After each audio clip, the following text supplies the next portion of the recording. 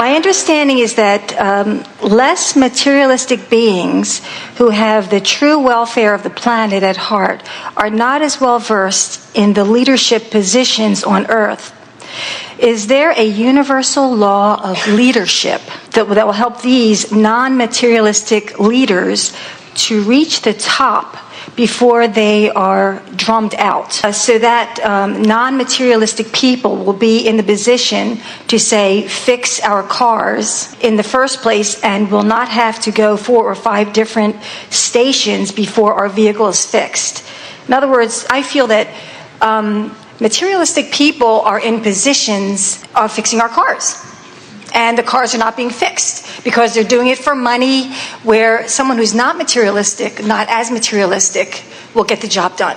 And you won't have to go to 4 or 5 different stations. That's unconscionable to me, to get the car fixed properly. Oh, but you have to understand that them getting their car fixed wasn't about the people who were fixing it. It was about them. In other words, when you're out of alignment, yes, the most brilliant scientist in the world cannot be brilliant for you. But wouldn't it be nice that people are in the position, whether you are in, whether you're off color or upstream or downstream, they still know their job? It just seems to the people that, okay. Well, we have to tell you that what you're asking for here really is happening. And here's what we mean by this. So what you are suggesting is, wouldn't it be nice if there were a buffer of well-being that was significant enough that it would bathe all of the people in the planet, so even when somebody's really out of sync, that they could still benefit by the spiritual upliftment of the well-being that surrounds? And we say, oh boy, do you ever have this on this planet Earth? In other words, if this were not a benevolent, yielding environment that is based only upon this stream, the only stream that flows of well-being, you all would have discreated yourself long ago. In other words, there are so many thoughts that man offers that push against so many things, and we promise you, the generations of asking, the eons of asking, and the holding of what you're asking for by the source energy, well-being abounds. What you're asking for exists, you see. And the only reason that we have these conversations with you is because we know you could be so much happier. We know you could go so much more with the flow if you just understood the basic premise of this universe. And so that's why we seek to express to you in logical manner the premise of the universe and the laws that make it go, so that you can get in sync with them and live your life and love living your life in this physical body. There isn't one of you who comes forward from non-physical and spends time here in this co-creative environment who doesn't contribute mightily to the vibrational escrow and subsequently become that non-physical essence that has benefited by all that you've lived. And not one of you ever looks back with even a little bit of regret about what took place, because you so embrace the expanded version of you.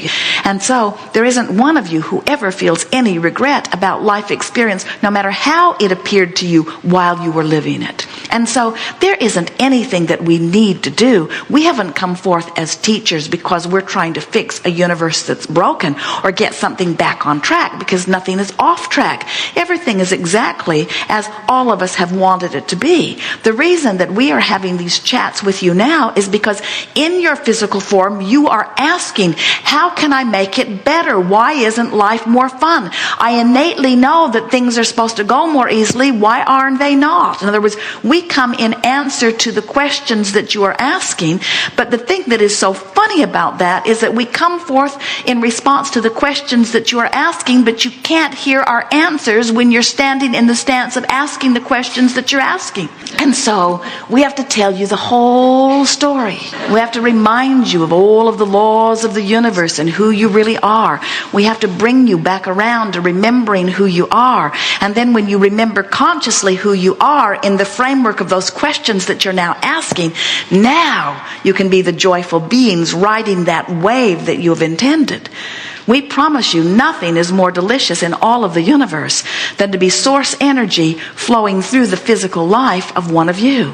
That's what it's like for us. That's the benefit that you all provide for us in this expanding universe. We're just here to return the favor. We're just here to help you remember who you are and to get in sync with who you are, you see.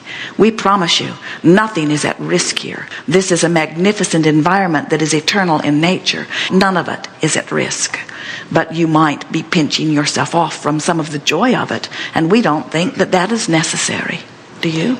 No, I think I'm asking more for a learning. Is there such a thing as a universal law of leadership, such as a universal law of attraction? So leaders that feel disempowered will have a baseline, because I was totally empowered by your base law of attraction, law of creation. That's a base law which I'm totally empowered by. Is there a universal law of leadership, or is that a non-question? Is that just the wrong question? Well, there is no wrong question, and we understand why you would ask such a question. In your mind's eye, how would that play out?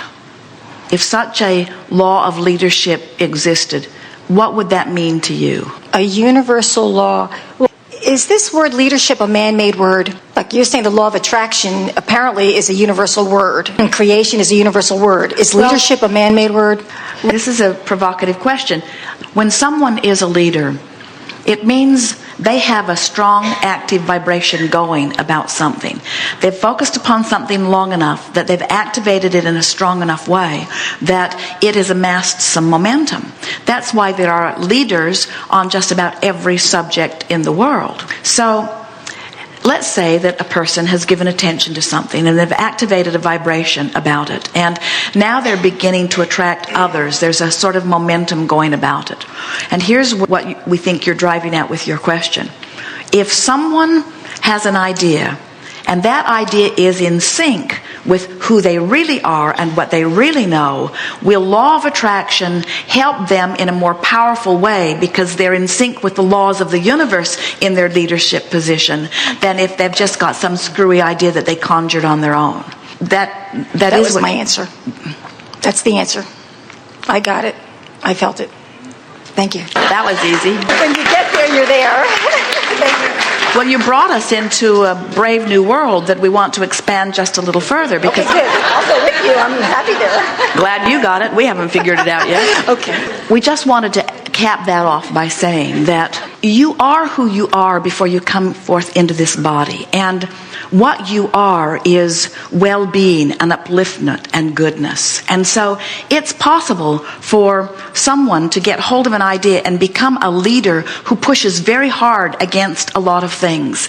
But that leadership in that anger and that fervor and that fear-mongering and that pushing against is momentum that law of attraction is responding to, but it's far different from being in alignment with who you really are. True leadership must come from a being who is in alignment, and that doesn't mean that people won't follow just about anybody. But when you are truly in alignment with who you are, and now you are presenting your ideas and law of attraction is responding, that is the momentum. That is the basis of this stream of well-being that we're talking about. We say to you that there is not a stream of badness and a stream of goodness. There's only the stream of well-being which you're flowing with or not. And when you get crossways of that powerful stream of well-being, it beats you up pretty good. And even the best among you would say, this is a bad stream. Look at what it's doing to me. You don't walk into a room and find a dark switch. There's not a switch that you flip that makes inky, misty darkness come in and cover up the light. There's only a stream of well-being. There's only a stream of light. There's only a stream of wellness. There's only a stream of goodness, you see.